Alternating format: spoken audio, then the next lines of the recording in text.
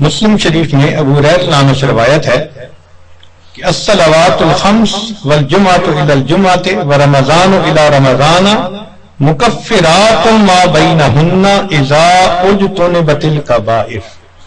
اگر کبائر سے بچا جائے تو جمعے سے جمعہ 5 نمازیں اور ایک رمضان سے دوسرے رمضان تک کے جتنے گناہ ہوتے ہیں وہ سارے کے سارے اللہ تعالیٰ معاف فرما دیتے ہیں. چنانچہ کنز العمال میں لکھا ہے کہ اذا سلمت الجمعہ تو سلمت الایام. جمعہ اگر اچھے انداز سے کسی نے گزار لیا تو باقی دن بھی اس کے اچھے گزر جائیں گے. وَإِذَا سَلِمَ رَمَضَانُ سَلِمَتِ السَّنَةُ. اور جس نے رمضان اچھے انداز سے گزار دیا آنے والا پورا سال اس کا اچھا گزار دیا جائے گا. امام ربانی مجدد ثانی رحمۃ اللہ علیہ اپنی مکتوبات میں فرماتے ہیں کہ یہ رمضان کا مہینہ آنے والے سال کا ایک نمونہ ہوتا ہے.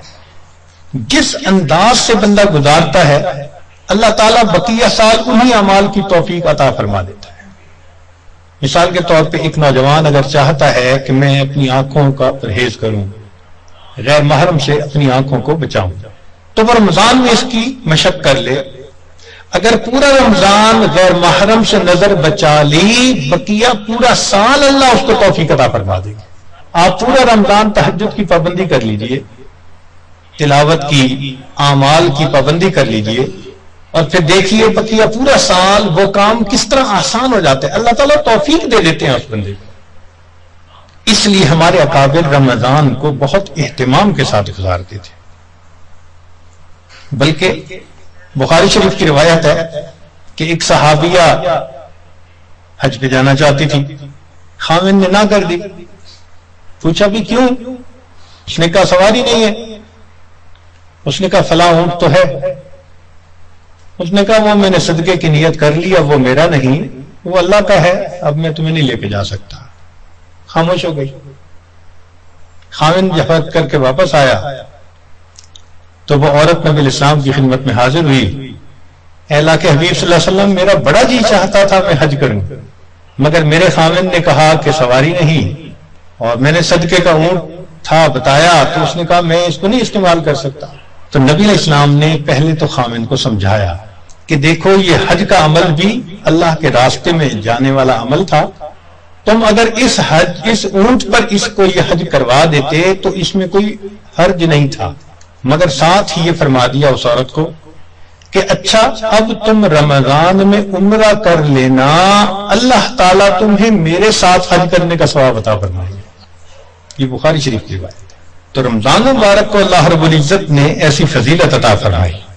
چنانچہ کنز العمال میں ہے کہ اذا کان اول لیلۃ من شہر رمضان صفدت الشیاطین ومردت الجن.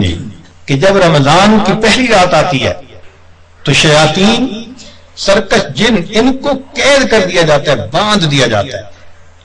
خبردار میرے پیارے حبیب صلی اللہ علیہ وسلم کے امتیوں کے روزوں کو تم خراب نہ کر سکو، تو شیاطین کو باندھ دیا جاتا ہے. وغلقت ابواب النار فلم یفتح منها باب. جہنم کے سارے دروازے بند کر دیے جاتے ہیں، پورا رمضان بند رہتے ہیں.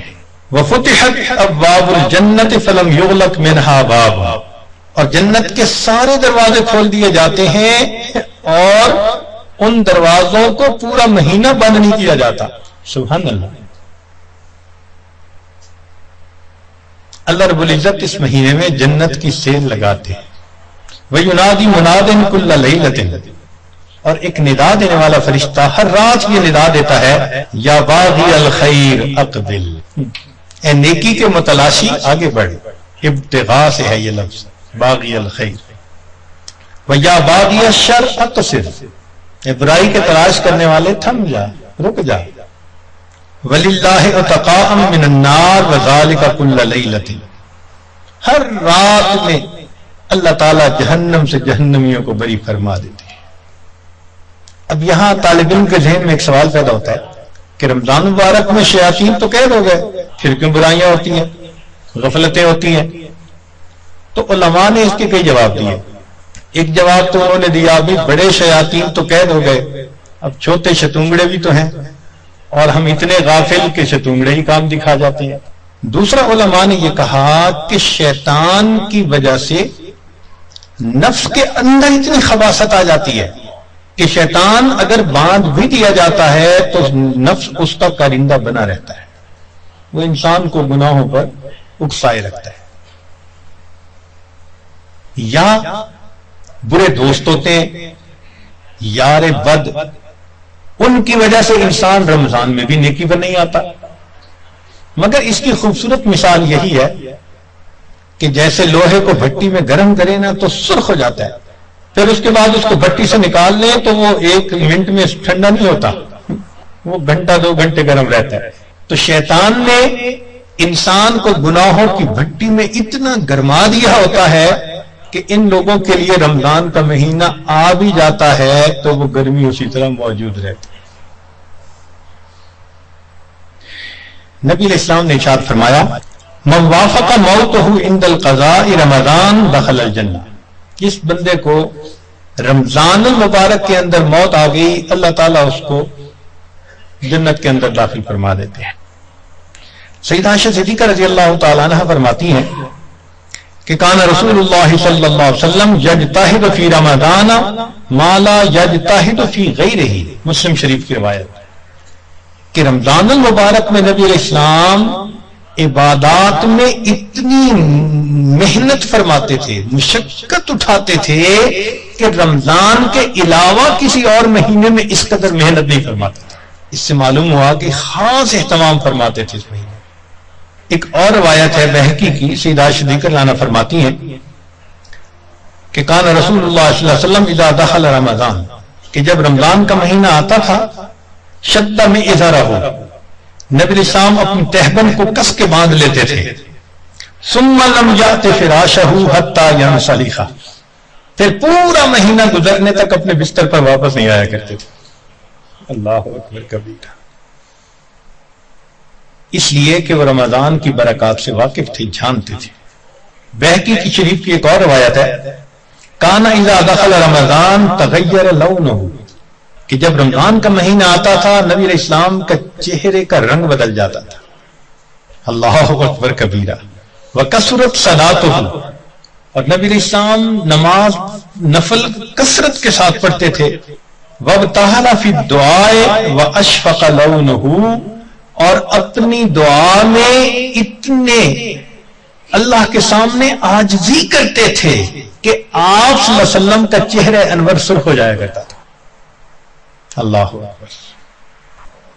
چنانچہ ایک حدیث مبارکہ میں ہے، سلمان فارسی رضی اللہ عنہ اس کی روایت فرماتے ہیں کہ خطبنا رسول اللہ صلی اللہ علیہ وسلم فی آخر یوم من شعبان فقال، نبی اسلام نے فرمایا یا ایھا الناس قد اضلکم شہر عظیم مبارک، اے لوگو تمہارے اوپر ایک بڑا مہینہ برکت والا آ گیا ہے.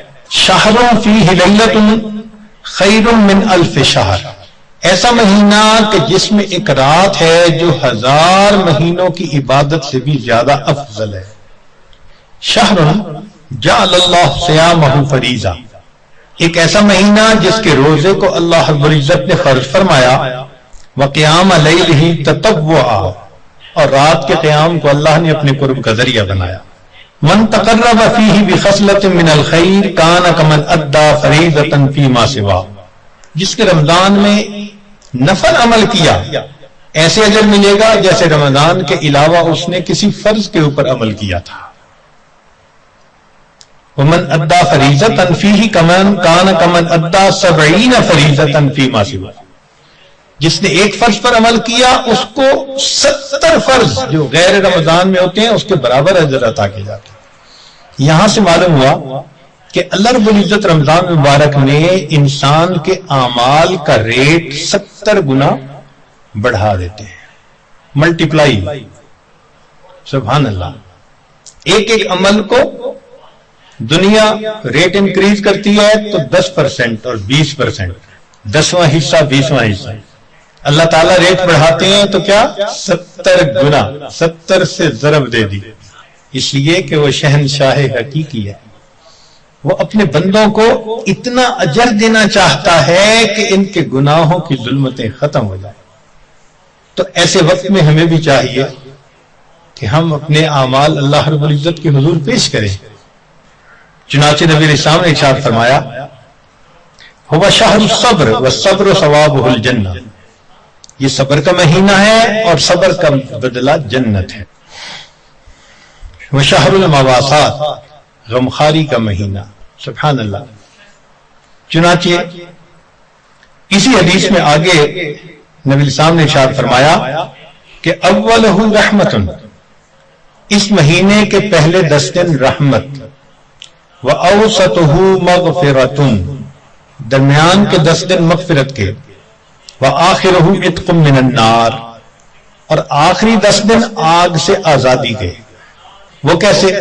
علماء نے اس کی بہترین تفسیر یوں کی کہ کچھ وہ لوگ ہوتے ہیں کہ جو پہلے سے ہی نیکوکاری کی زندگی گزارنے والے ہوتے ہیں، گناہوں سے بچتے ہیں، تقوی طہارت کی زندگی گزارتے ہیں، تو ان کے لیے تو رمضان رحمت کی خوشخبری بن کے آتا ہے، تو پہلے 10 دن میں ہی ان کے درجے بلند ہو جاتے ہیں. اور کچھ ایسے بھی ہوتے ہیں کبھی نیکی کر لی کبھی خطا کر بیٹھے.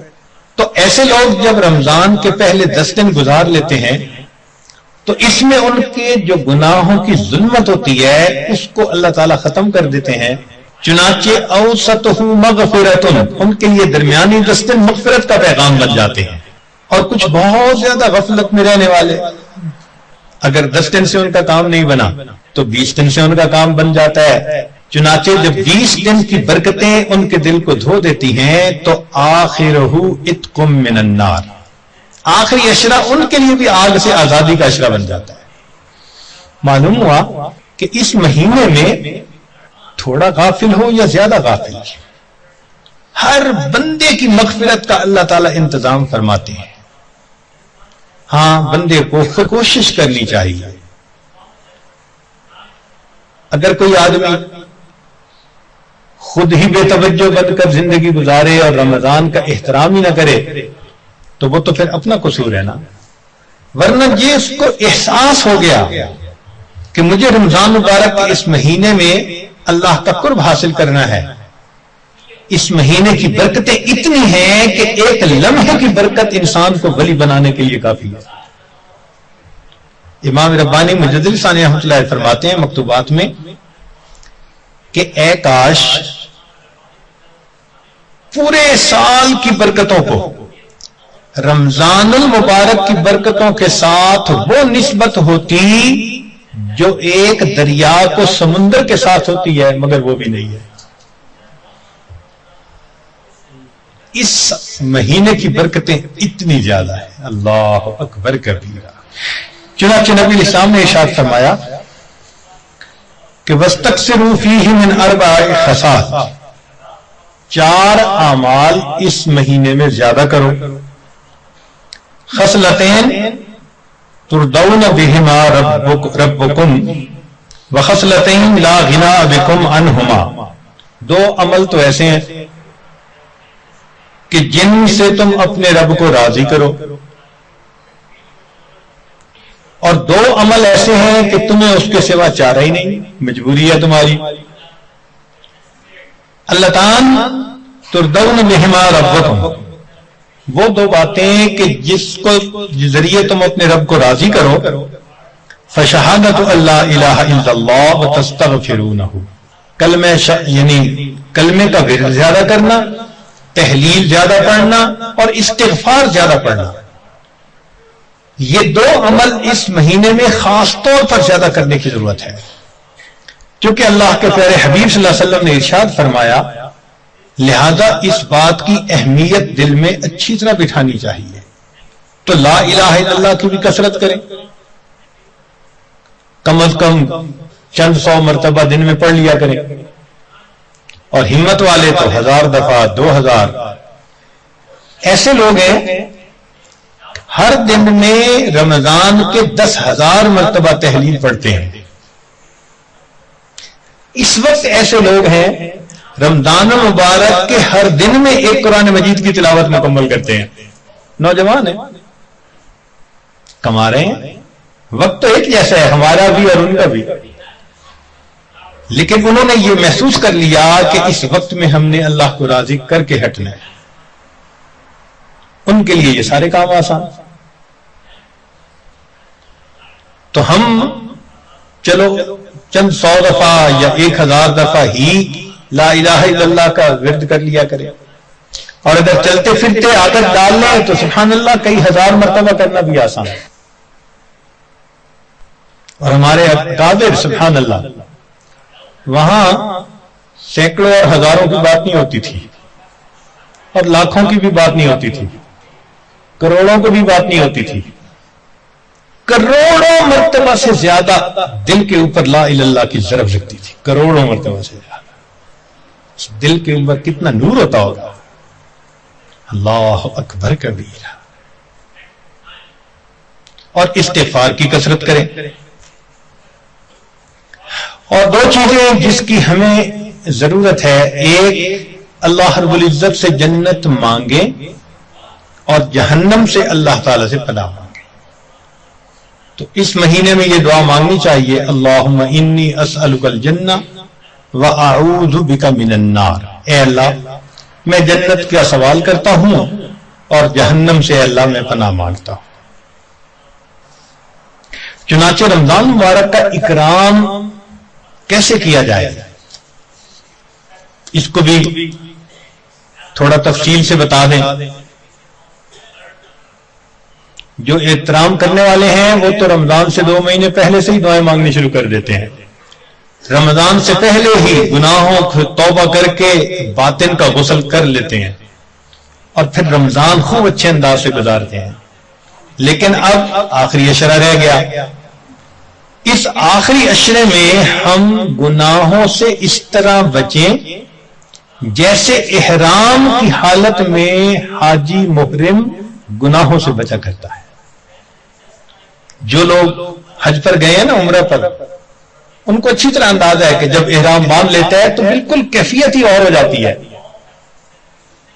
پھر جنایات سے بہت بچنے کی کوشش ہوتی ہے، ہر وقت یہ احساس رہتا ہے میں محرم ہوں، احرام باندھا ہوا ہے، بالکل رمضان گزارتے ہوئے وہی کیفیت ہو، انا صائم، میں روزہ دار ہوں، رمضان کا مہینہ ہے، مجھے اس میں کوئی گناہ نہیں کرنا۔ چلتے پھرتے لا الہ الا اللہ کا ورد رکھیں، اور کبھی کبھی پورا کلمہ بھی پڑھیں، لا الہ الا اللہ محمد رسول اللہ۔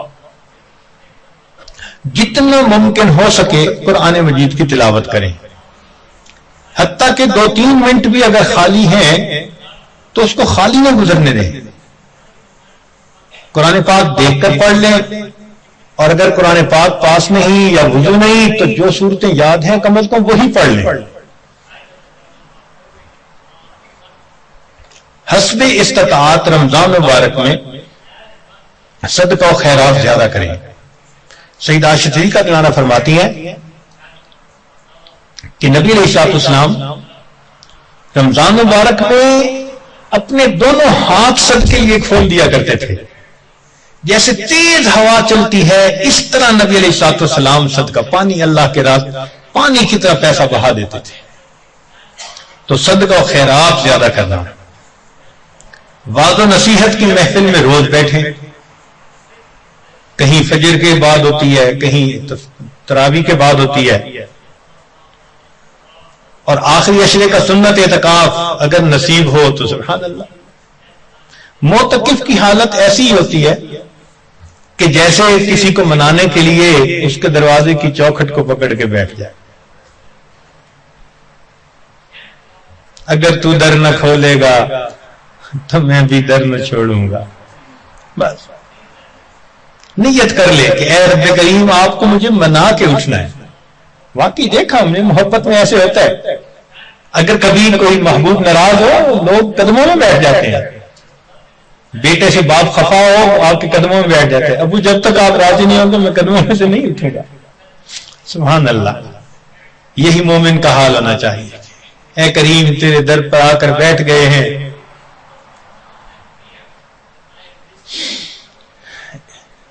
اجازت ہو تو آ کر میں بھی شامل ان میں ہو جاؤں، سنا ہے کل تیرے در پر ہجوم عاشقاں ہوگا۔ عشق محبت والے 10 دن فارغ کرتے ہیں اللہ کے سامنے، دن رات عبادت میں گزارنے کی کوشش کرتے ہیں۔ اور دعاؤں میں پھر انسان خوب عاجزی اور زاری کرے. اس طرح رمضان مبارک کی قدردانی کیجیے.